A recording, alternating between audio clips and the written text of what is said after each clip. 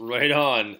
Dylan T with Brexit song. That was like you said, Mike. That was quite the protest song. Like I did really enjoy it. I mean, I enjoyed all Dylan T songs, so that's pretty much a given.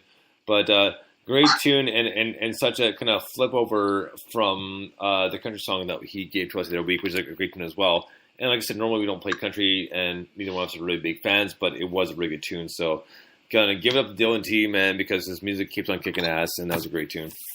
Yeah, it's awesome. I mean, the thing is, like, it's that particular song has got a real kind of Leonard Skinner, Black Crowes kind of vibe, which I absolutely love. I thought it was really, really kind of well done. And like I just tweeted, like, you know, everyone is for or against something. Right. Somewhere. Absolutely. But we don't, and it doesn't matter actually what your opinion, you know, I agree with a lot of the opinions of musicians who write protest songs, because a lot of them tend to be my side of the kind of spectrum, and that's, you know, rock and roll is all about freedom and all that sort of stuff, blah, right. blah. But it doesn't matter actually if you agree or disagree. Why aren't more people writing them? You know what I mean? Like, this is so good. I mean, it's just listening to it gets you kind of, yeah, all right, you know? And it's, you know, especially with Brexit, which is kind of ridiculous, but it's a whole thing.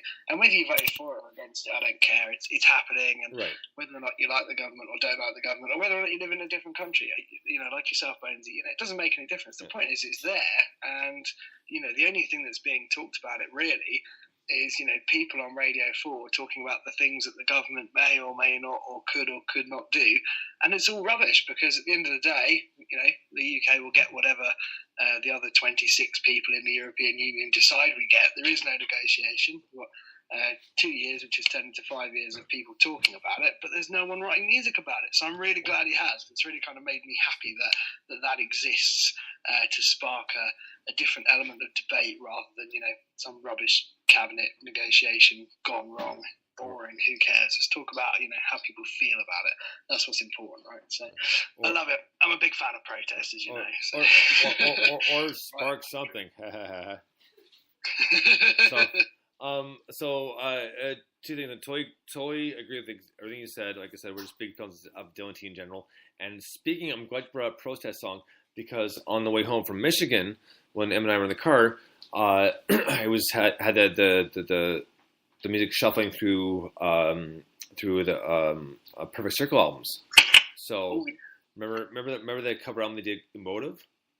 Yeah. Right. So they covered Imagine and they covered, but the protest song we listened to was a cappella, but it was exactly like the original.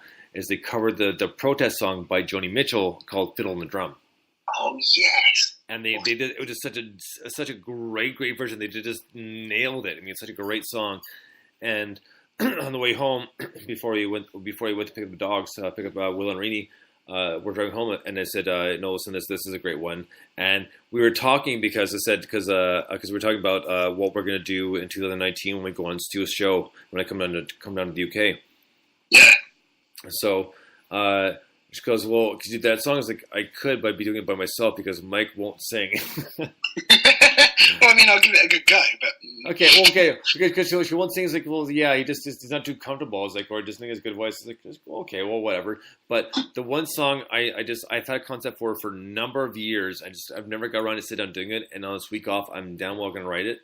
Is when I was living in the U.S. in Michigan, I did a lot of landscaping, but it was for people. It was under the table for one. I'm not gonna lie, but for people that they didn't, it was cheaper for them, and some people did it. It was just for for the company as well. And this one woman I worked for, and sadly she passed away about 5-6 years ago, maybe a little bit more. I was very close to her, so she's like essentially like a grandmother to me, right? So. I did a lot of stuff for her, and when I moved from Michigan to London, Ontario, I would call her every Sunday, and every time I went back, I'd always make sure to take her either out to lunch or to dinner, we catch up, that sort of thing, because she meant a lot to me. Anyways, her name was Betty Pepin, and I always had the concept for a song called "Whatever Happened to Betty Pepin," and even before she passed away. Yeah, cool. Which, by the way, she passed away at 97. Oh wow! And she was a fantastic lady, and she's the one that gave me the can of, you guessed it, Billy beer. Billy Beer. I wore this jacket. So it was awesome. And I remember the first time I walked into her house. No, she invited me, and it's okay. We'll just sit down, have some coffee. And I was like, oh my God, Billy Bear's like, you got to be joking. This thing actually existed? Because I think of The Simpsons right away, right? She was like, oh, yeah, because some friends of ours talking about her husband, like her husband passed away, but our friends of ours brought that over, blah blah. I was like, that's amazing. I didn't even think it was. I didn't even think it was real. Like I thought it was a joke, right? It's like, no, Billy Bear actually did exist. I had no idea. That's so cool. So yeah, it's pretty funny, but yeah, she was a great woman. So that's what we're gonna work on, and that's probably one of the songs we're gonna end up playing once we get things settled down for my UK visit and go on the Premium Blend radio show. Awesome. If you write it, can you record it and then? Yeah. I'll do it. I can do it through. I have InTrack and GarageBand, so I can fix it up, and then I'll send it to you. Then I'll leave more of the cleanup job for you because you're better at that than I am. So. Well, yeah. No. Record it and then what we'll do is we'll play it on the show and I can interview you about it. Sure. Anyways, I'm not sure how that would work. Well, we can try it. But either way, I do have the InTrack app and GarageBand, so I'll do what I can because I haven't used those apps in a long time. So it's going to take me a little bit trial and error. So it'll probably take me the week to record the one song, but it should be good. So I'm hoping for the best, and I kind of have somewhat of an idea in mind, but you'll hear it once it's kind of done and finalized. Either way, I just wanted to mention that real quick. So next up, we have a brand new song from a band called High-Low. And High-Low, it's been a while since they put anything out. And I remember it took me forever to get an interview with them because they were so busy, new family members, so new son was born, daughter was born, and sort of thing, and life happened. So totally cool. Finally got a chance to interview them. This is about at least 3 years ago, I think, more or less. So that aside, this is one of their new songs. We have 2 new songs from their upcoming album, which will be out fairly soon. I'll give you more details later. But until then, here's High-Low with Faster Than Fuzz. Dig this. I remember when you were here, but you never meant anything to anyone. Now you disappear. What are you running from? 'Cause you never said anything to anyone. Can you please explain? Haven't heard from you for days.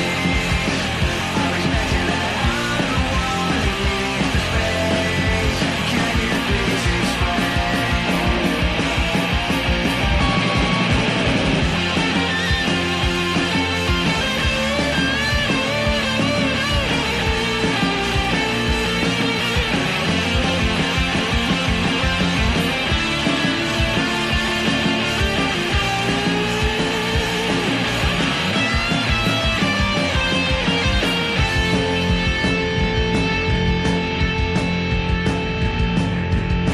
I remember when you were here, but you never meant anything to anyone. Now you disappear. What are you running from? 'Cause you never said anything to anyone. Haven't heard from you for days. I respected that I'm the one who needs the space. Can you please explain?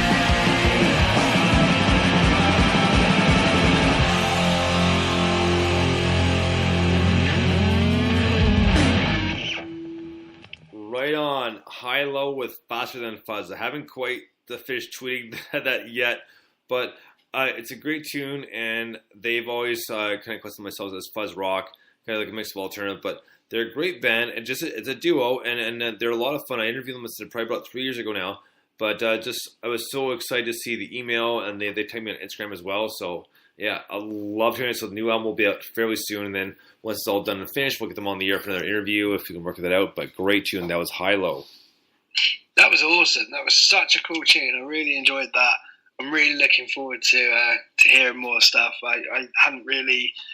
I may have heard them on the show a few years ago. I did used to listen to it, but I don't really remember. But that was wicked. That was cool because it had a kind of.